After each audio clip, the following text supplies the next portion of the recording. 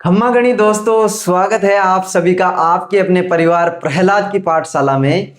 मेरे दोस्तों, हमने पिछली क्लासों में राजस्थान के आभूषणों को चुटकियों में याद कर लिया था और आज की क्लास में हम बात करने वाले हैं पैरों की खूबसूरती बढ़ाने वाले उन आभूषणों के बारे में इनको आप एग्जाम हॉल में देखते ही बिना किसी कंफ्यूजन के सही कर दोगे। तो पेन कॉपी साथ में लेकर बैठ जाइए, शुरू करते हैं आज के सफर को। तो दोस्तों, हम पैर के आभूषण को ट्रिक के माध्यम से याद करने वाले हैं। इसमें जो छोटी सी ट्रिक है वो ये बनाई है मैंने। इससे पहले मैं आपको एक कहानी सुना देता हूँ।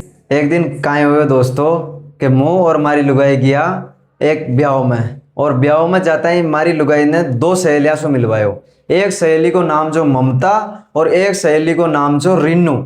मैं खाना वाणो खा के घरे गया, घरे जाता ही वो आएगी माथे। तो जैसे ही गया तो यहाँ से हमारी ट्रिक शुरू हो जाए। तो शुरू करते हैं दोस्तों आज की ट्रिक को। तो ट्रिक बताता हूँ दोस्तों मैं आपको। उसने मुझे कॉल करके बोला कि आजा, क्या कहा, आजा ममता की पायल, ममता की पायल और रिन्नू के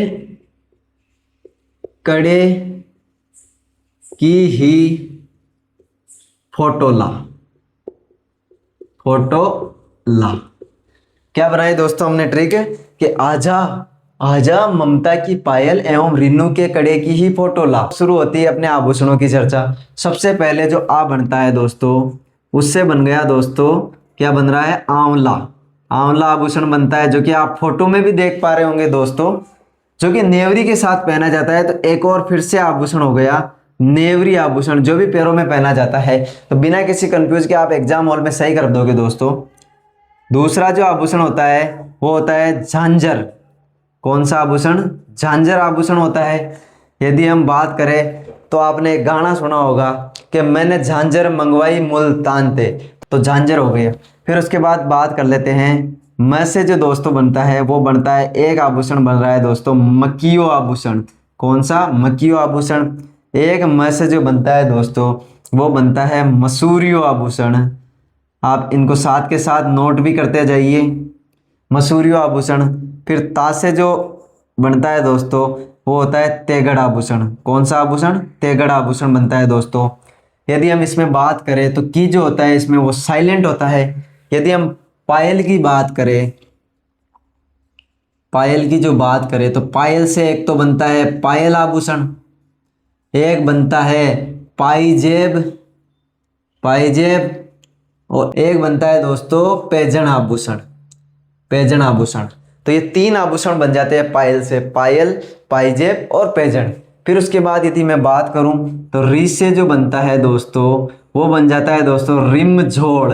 कौन सी, रिम झोड़, जो कि कालबेलिया समुदाय की महिलाएं नृत्य करते वक्त जो घुंघरू टाइप में जो आभूषण पहनती है वो होती है रिमझोड़ होती है, जो कि आप फोटो में भी देख पा रहे होंगे। इसका दूसरा नाम एक और होता है, उसको बोलते हैं रमझोड़।